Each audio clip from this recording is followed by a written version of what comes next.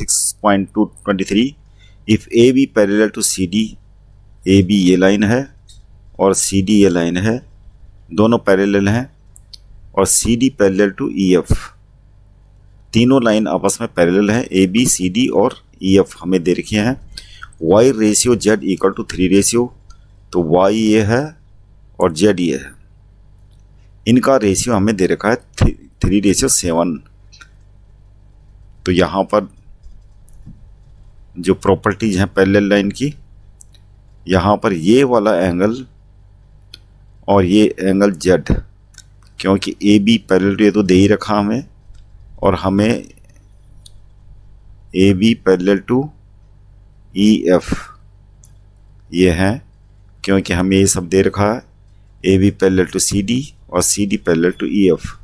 तो A B parallel to E F होगा, क्योंकि कारण क्या है कि A B parallel to C D है and C D parallel to E F है, तो इसलिए ए बी पैरेलल टू क्या होगा, ई एफ हो जाएगा। तो यहाँ पर जो है एंगल एक्स, जो एक्स है, एक्स इक्वल टू क्या हो जाएगा, जेड, और यहाँ पर क्या लिख लेंगे, अल्टरनेट एंगल, ये अल्टरनेट एंगल हो जाएगा। और उसके बाद angle X equal to Z है। अब हम यहाँ पर आ जाते हैं, जो हमें दे रखा है वाई रेशियो जेड हमें दे रखा है 3:7। अब यहाँ पर एक्स इक्वल टू जेड है, तो हम जेड की जगह में एक्स लिख लेते हैं, तो Y ratio X equal to कितना हो जाएगा, 3:7। अब यहाँ पर वाई और एक्स ये दोनों एंगल्स का सम क्या होगा, 180 एक्स और वाई का। तो X plus Y equal to क्या होता है, 180। अरे क्यों होगा, क्या बोलेंगे हम इनको, पेयर ऑफ को इंटीरियर एंगल, को इंटीरियर एंगल।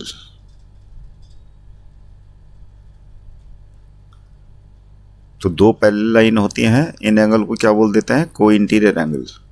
तो ये हो गया X plus Y equal to 180, और जब हमें ये रेशियो भी दे रखा है और इन दोनों की वैल्यू का सम भी हमें पता है, तो हम यहाँ पे लेट कर लेते हैं, let Y equal to 3a, X equal to 7a, क्योंकि एक्स वाई यहाँ जेड पहले से दे रखा है, तो हम यहाँ पर a लेते हैं, y इक्वल टू 3a लिख लेते हैं, x इक्वल टू 7a। अब इन दोनों का सम क्या होता है, 3a plus 7a equal to 180, यहाँ वैल्यू पुट कर लेते हैं, तो ये हो जाएगा 10a इक्वल टू 180, और यहाँ a इक्वल टू कितना आ गया, 18 डिग्री। अब हमें क्या निकालना है, किसकी वैल्यू चाहिए, x की वैल्यू। तो यहाँ पर x इक्वल टू जेड है, और z का रेशियो x इक्वल टू क्या है, 7a है, तो x इक्वल टू कितना आ जाएगा, 7a, यानी 7 मल्टी 18 यानी कितना आ गया है, 126 डिग्री आंसर। अब अगला question, question number 2, in figure 6.24 A B parallel to C D. तो ये ए बी लाइन और सी डी हमें दो पैरेलल लाइन दे रखी हैं। एंगल जी ई डी, तो एंगल जी ई डी ये है, क्या दे रखा है, 126 डिग्री, और ये पैरेलल है, तो इसका मतलब ये वाला क्या होगा, 90 डिग्री हो जाएगा। और एंगल ए जी ई निकालना हमें, तो यहाँ पर लिख लेते हैं एंगल ए जी ई किसके इक्वल होगा, angle A G E equal to होगा एंगल जी ई डी के। कारण क्या है कि ए बी तुम्हारा पैरेलल लाइन हो जाएगा। कारण क्या है, सिंस ए बी, इसको चाहे तो आप पहले लिख सकते हैं, since A B parallel to C D, और क्या है, जी ई क्या है, ट्रांसवर्सल है, जी ट्रांसवर्सल है, ट्रांसवर्सल। तो दोनों लाइनों को क्या कर रही है, इंटरसेक्ट ए बी और सी डी को, जी ई। तो इसलिए ये दोनों एंगल इक्वल होंगे, इनको क्या बोल देंगे, अल्टरनेट एंगल। अब दोनों अल्टरनेट एंगल हैं, इसमें से हमें एंगल जी ई डी दे रखा है, तो एंगल ए जी ई हमारा हो जाएगा कितना, 126 डिग्री, तो ये आंसर आ गया। एंगल ए जी आ चुका है। अब एंगल जी ई एफ निकालते हैं। एंगल जी ई एफ यानी ये एंगल, तो हमें एंगल जी डी पता है, तो एंगल जी ई एफ कितना हो जाएगा? एंगल जी ई एफ हो जाएगा किसके? ये पूरे एंगल से हम ये एंगल निकाल देंगे तो क्या बच जाएगा? Angle G E F. तो एंगल जी ई एफ हो जाएगा equal angle G E D minus angle D E F. और डी ई एफ हमें क्या है दे रखा है, मतलब कि 90 डिग्री है। तो एंगल जी ई डी हो गया 126 और ये हो गया 90। तो ये हो गया 6 का 6, 12 से 9 हो गया 3, 36 डिग्री। तो एंगल जी ई एफ हमारा 36 डिग्री आ गया। अब निकालना हमें एंगल एफ जी। एंगल एफ जी हमारा ये है। तो एंगल ए जी ई हमारा आ चुका है ये 126, और एंगल ए जी ई और एंगल एफ जी ई दोनों क्या बना रहे हैं? Linear pair. तो यहाँ पर लिखते हैं angle A G E plus angle F G E, ये दोनों क्या बना रहे हैं? Linear pair. Angle A G E हमारा दे रखा 126 degree plus angle F G E हमें निकालना है, तो ये हो जाएगा 180 डिग्री और ये हो जाएगा angle F G E equal to 180 minus 126 और ये हो जाएगा 10 से 6 गया 4, यहाँ बचेगा 7 से 2 गया 5, यानी 54 डिग्री आंसर। तो इस प्रकार हमारे तीनों एंगल जो पूछ रखे हैं वो आ गया है। Angle F G E, angle G E F और एंगल ए जी ई। अगला क्वेश्चन है in figure 6.25 P Q parallel to C D. तो ये P Q parallel to C क्या दे रखा है? S T. P Q parallel to S T. Angle P Q R, ये एंगल दे रखा है हमें 110 degree. Angle R S T दे रखा है हमें 130 डिग्री और हमें निकालना है एंगल क्यू आर एस। तो हम आर से होते हुए एक पैरेलल लाइन ड्रॉ कर देते हैं, इसका नाम लिख देते हैं ए बी। तो यहाँ पर सबसे पहले लिखते हैं drawing A B parallel to, और ये दोनों पैरेलल हैं, A B parallel to P Q parallel to S T. ये लाइन ड्रॉ करने के बाद यहाँ पर लिख देते हैं since P Q parallel to क्या? A B. तो पी क्यू पैरेलल टू क्या हो जाएगा? A R. अब यहाँ पर ये दोनों एंगल क्या बनाएंगे? को इंटीरियर एंगल, यानी angle P Q R plus angle A R Q equal to 180 और यहाँ पर लिखते हैं पेयर ऑफ को interior angle. Pair of co-interior angles. अब यहाँ पर एंगल पी क्यू आर हमें दे रखा है 110 degree. Angle A R Q equal to 180 degree. तो क्या हो जाएगा? एंगल ए आर क्यू हमारा हो जाएगा 70 डिग्री। तो ये हमारा 70 डिग्री आ गया। और इसी प्रकार ये भी निकाल लेते हैं angle R S T plus angle B R S, ये 180 और इसमें भी लिखते हैं पेयर ऑफ को इंटीरियर एंगल। पेयर ऑफ को इंटीरियर एंगल। तो एंगल आर एस टी हमें पता है 130 डिग्री दे रखा है।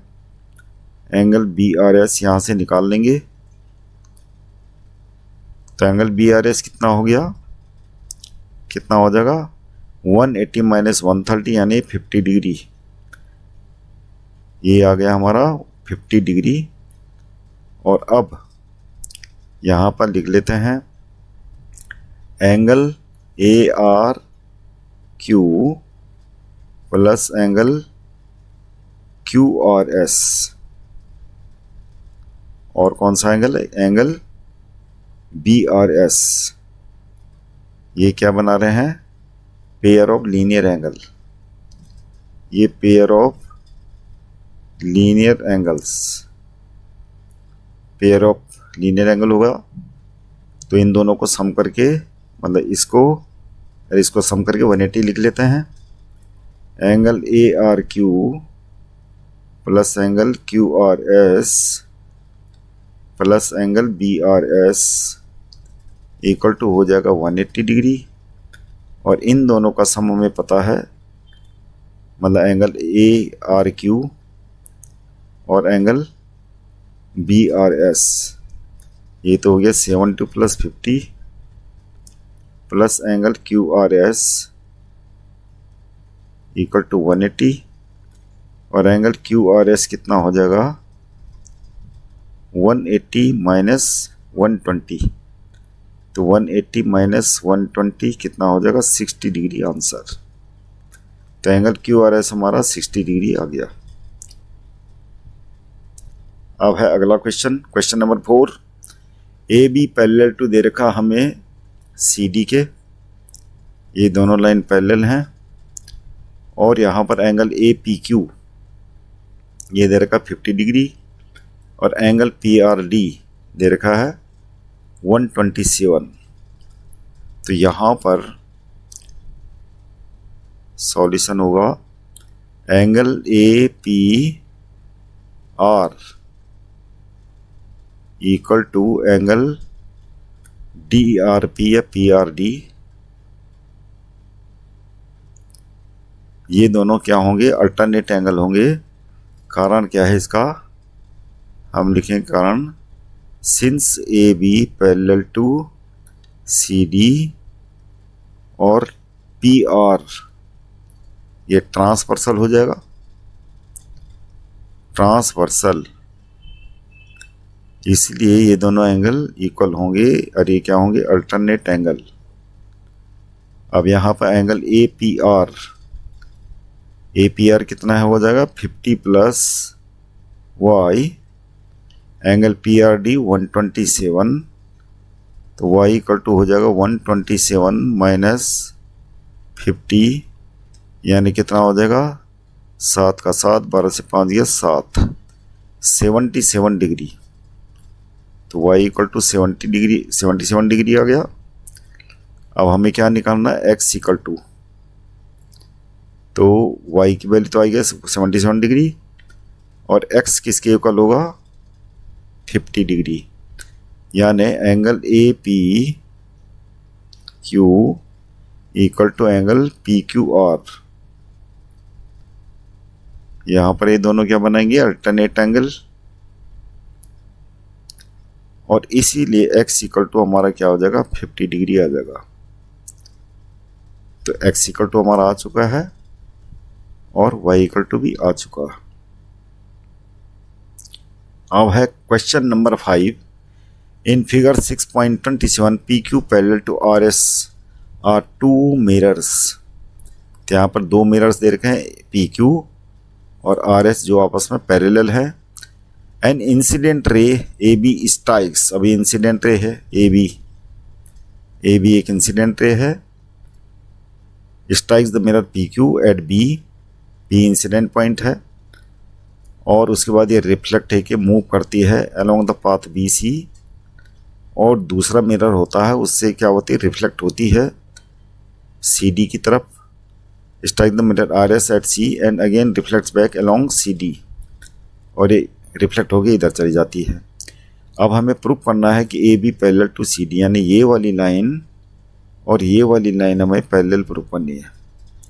तो इसके लिए हम क्या करेंगे? सॉल्यूशन में सबसे पहले तो AB से परपेंडिकुलर ड्रॉ करते हैं और लिख लेते हैं यहाँ पे इसको M, और एक परपेंडिकुलर ड्रॉ करते हैं यहाँ पे, इसको लिख लेते हैं N। तो ये करते हैं हम drawing BM perpendicular to P Q and C N perpendicular to R S. अब इन एंगल को मान लेते हैं, इसको 1 मान लेते हैं, इसको 2 मान लेते हैं, इसको 3 मान लेते हैं, इसको 4। अब केवल डायग्राम से आपको मतलब है। तो यहाँ पर देख लीजिए एंगल 1 इक्वल टू एंगल 2, ये क्या होता है, रूल्स ऑफ रिफ्लेक्शन में क्या होता है, incident angle equal to reflected angle. तो ये आपने साइंस में पढ़ा होगा क्लास 8 में, reflected angle. Incident angle reflected angle के बराबर होता है।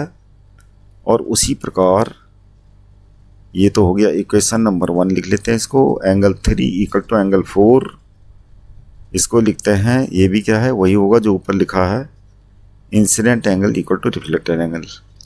इसको इक्वेशन नंबर 2 लिख लेते हैं। और अब देखते हैं यहाँ पे कि बी एम यानी पी क्यू पैरेलल टू, ये तो हमें दे रखा है पी क्यू पैरेलल टू,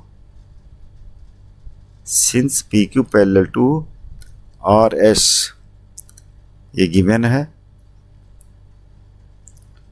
और